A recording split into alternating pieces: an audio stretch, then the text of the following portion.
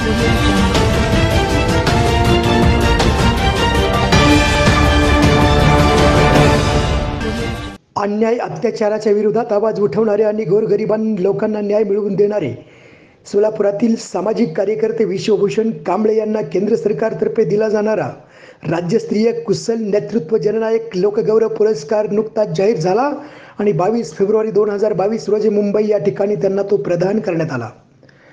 2022चे एकमेव सोलापुरातील मानकरी अशी त्यांची या पुरस्कारामुळे ओळख निर्माण झाली असून हा पुरस्कार सुप्रसिद्ध विचारवंत लेखक, पत्रकार, कविवक्ता श्री श्यामसुंदर महाराज सोन्नर आळंदीकर व डॉक्टर महालक्ष्मी मानखेडकर यांच्या हस्ते देण्यात आला.